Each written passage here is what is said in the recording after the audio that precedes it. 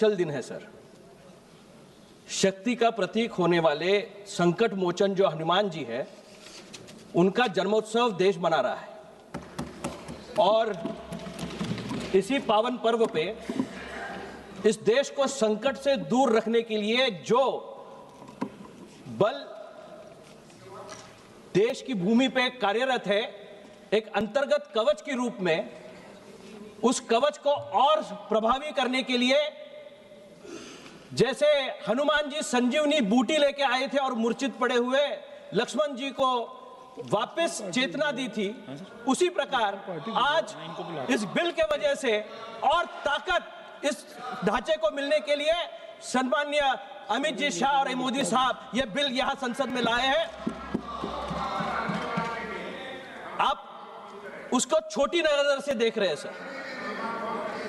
मैं आपको यह कहना चाहूंगा कि राष्ट्र जब बना तो इसका एक फेडरल सिस्टम बना था, एक ढांचा बना था, ऑल इंडिया सर्विसेज बने थे। ऑल इंडिया सर्विसेज के माध्यम से हर एक स्टेट को देश से जोड़ के रखने के लिए एक व्यवस्था बनाई गई। आईपीएस हो, आईएएस हो, आईएफएस हो, इसके माध्यम से लोगों को एक साथ रखने का काम यह फेडरल स्ट्रक्चर करता रहा। आज एक डिपार्टमेंट का आप सोच रहे हो, लेकिन आज जमीनी हकीकत आप देखें तो पुलिस डिपार्टमेंट में भी जो है प्रमोटीज डायरेक्ट जाके एसपी नहीं बनते सर, उसको डीवाईएसपी होना पड़ता है। डीवाईएसपी से आगे वाले रैंक को ही एसपी तक जाने के लिए एक कोटा तय किया जाता है स्टेट गवर्नमेंट की तरफ से, उन्हीं को प्रमोशन वहां पे मिलता है। वहां का हवलदार लेवल का आदमी एसपी नहीं बनता। इसी तरह हर एक स्ट्रक्चर में सर यह स्ट्रक्चर बनाया गया है कि जिसके माध्यम से इस बिल को पढ़ते वक्त ऐसे दिखाने का विपक्ष कोशिश कर रहा है कि हम जवानों के खिलाफ है। सर यही वो गवर्नमेंट है जो ठंड में कुकड़ते हुए जवान थे, जिनके हाथ में राइफल छोटी सी हुआ करती थी, आगे AK-47 से बारिश होती थी गोलियों की, उसको सीने पे झेलते थे। उनको अगर सुरक्षा प्रदान किसी ने करी हो तो नरेंद्र जी मोदी की गवर्नमेंट ने करी, उनको ढाल बनके उनको सशक्त बनाने का काम किया।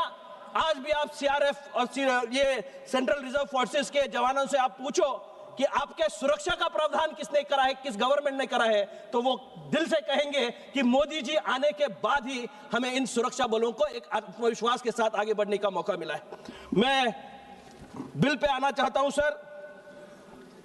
निश्चित रूप से आज नक्सलवाद को खत्म करने का निर्णय जो देश ने लिया, कल ही सम्माननीय गृह मंत्री जी ने देश के सामने नक्सलवाद मुक्त भारत की घोषणा करी।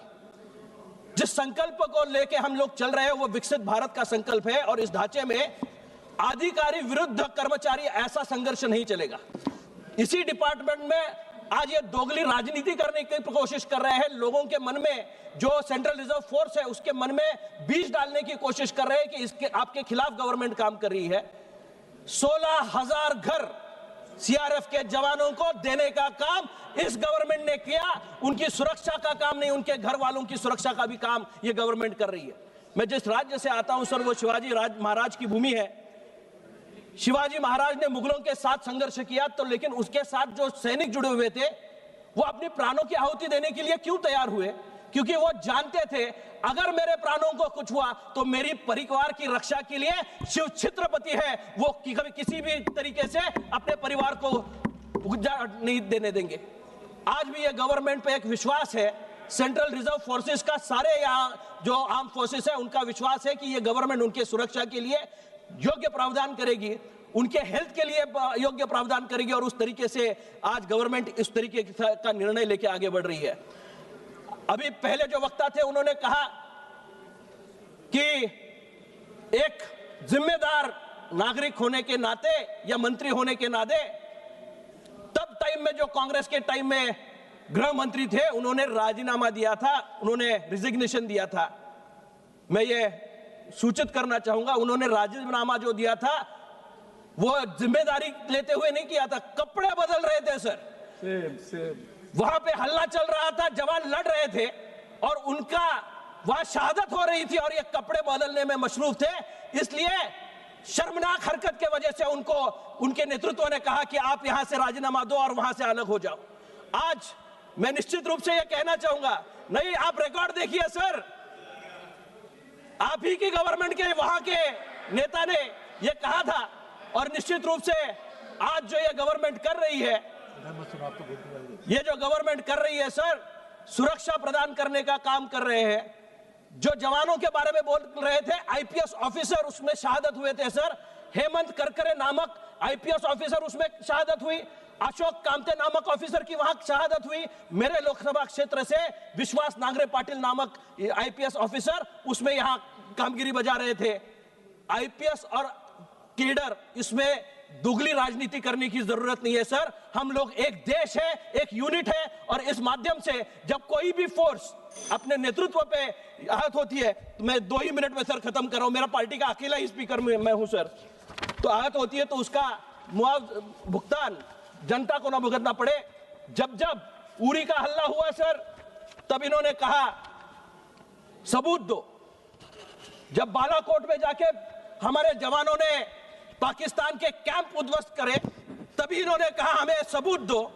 मैं निश्चित रूप से विपक्ष से कहना चाहूंगा, मनोबल सैन्य का तब नहीं गिरता जब वो लड़ते हैं, या आप कैसे लड़ते हैं पूछते हो, तब गिरता है जब उन्होंने पराक्रम किया है और उसके पराक्रम पे आप सबूत मांगते हो, तब उनका मनोबल गिरता है। और आज निश्चित रूप से सेना का मनोबल कम करने का काम आपकी तरफ से हो रहा है। मैं अपनी पार्टी शिवसेना की ओर से सर इस बिल का सभी के ओर से यहां समर्थन करता हूं। जरूर इसमें कुछ सुझाव भी देना चाहूंगा।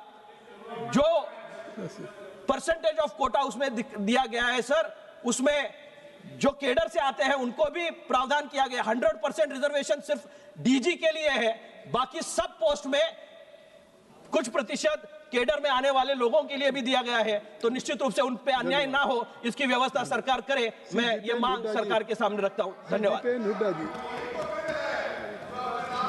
अध्यक्ष महोदय, मैं एक ऐसा उदाहरण देकर अपनी बात की शुरुआत करना चाहता हूं, ऐसे जीवन का परिचय देकर जिनके जीवन को ये बिल प्रभावित करने का काम करेगा, जिनके करियर प्रोग्रेशन को ये बिल रोकने का काम करेगा। असिस्टेंट कमांडर अजय मलिक 2012-13 में, आज से 14 साल पहले, इन्होंने यूपीएससी की परीक्षा पास करी। हरियाणा रोहतक के एक मोखरा के नाम के गांव से आने वाला ये नौजवान यूपीएससी की परीक्षा पास कर असिस्टेंट कमांडेंट की पोस्ट पर सीआरपीएफ में ज्वाइन इन्होंने किया। उसके बाद से लेकर आज तक इन 14 साल में इनका जीवन किसी शौर्य गाथा से कम नहीं। 2013 में खाई के अंदर जब सीआरपीएफ की गाड़ी गिरी तो ये अंदर गए और 9 जानों को बचाने का काम किया और इनको प्रधानमंत्री जीवन रक्षा मेडल दिया गया। उसके बाद 2017 में जम्मू कश्मीर में जब ये तैनात थे, कोबरा बटालियन को लीड कर रहे थे, तो 3 हिजबुल मुजाहिदीन के आतंकवादियों को इन्होंने ढेर किया और इनको राष्ट्रपति पुलिस गैलेंट्री मेडल दिया गया। उसके बाद झारखंड में 1 करोड़ इनामी नक्सली को इन्होंने ढेर किया पिछले वर्ष, और इसी वर्ष सारंडा के जंगलों में